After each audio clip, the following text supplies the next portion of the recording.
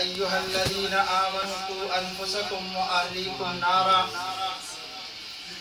وقال النبي صلى الله عليه وسلم على كلكم راع وكلكم مسؤول عن رعيته أو كما قال عليه الصلاة والسلام. زما عزت مندو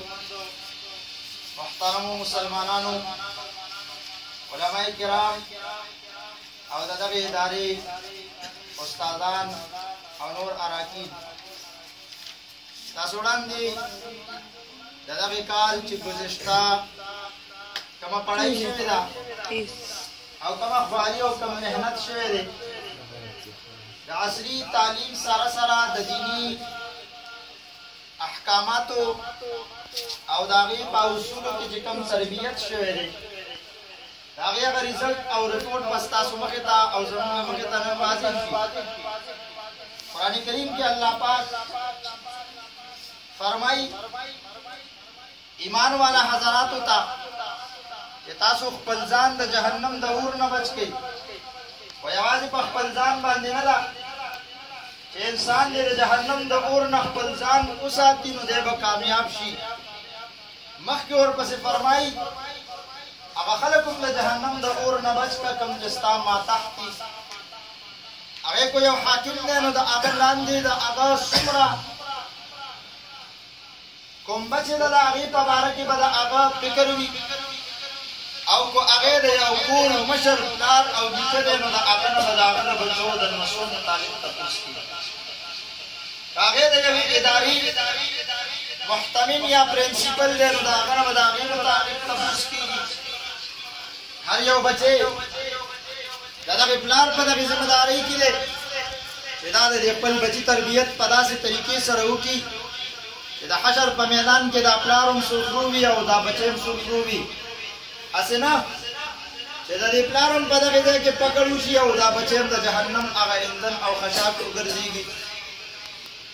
نو کول خو به دواړه وي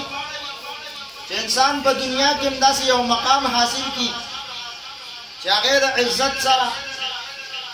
او دغه رنګې پراحت او آرام سره او په چین او سکون سره خپل ژوند تیر کړي او د دین چې کومې تقاضې دي هغه په دغه خپلو ضروریاتو سره پوره کوي. خو بل طرف ته دی د اسلامي معاشرې مکمل مسلمان هم جوړ شي. هسې نه چې دی عصري تعلیم حاصل کړي خو بل طرف ته دی یو ظالم وګرځي دی یو جابر وګرځي او بیا دی د مور او د پلار هغه حقوق هم چې دی نو د خپلو لاندې هغه چې کوم دی نو په عمل کې ختم کړي. زما عزتمندو په دغې حوالې سره علماء کرام په دغې میدان کې هم کار کوي. یاره زمونږ دا بچی د عصري تعلیم سره سره د دیني تعلیم نه محرومه پاتې نه شي ورنه زمونږ او ستاسو مخې ته داسې خبرې ډېرې راغلي دي چې زمونږ او ستاسو مسلمان بچی زمونږ او ستاسو د مور مسلمانې مور په غېږ کې پیدا شوی دی او بیا د هغه په دې غوږ کې د الله اکبر دا ندا شوې ده. د هغې نه وروسته هغه بچی د یوروپ په دغې ادارو کې عصري تعلیم دپاره چې کله هغه وخت ورکړی دی هغې چې واپس راغلی دی د هغه نه اوس مسلماني پاتې شوې ده. هغې یقینا د دنیا په لیول سره ډېر غټ مقام وموندله لیکن د آخرت په لیول سره هغې صفر دی. او دغه علماء کرام دا غواړي یو طرف ته زمونږ بچی د دنیا په لیول سره مخکې لاړ شي او بل طرف ته هغې د اسلام د تعلیم نه محرومه پاتې شي. په دغې سلسله کې زه باقاعده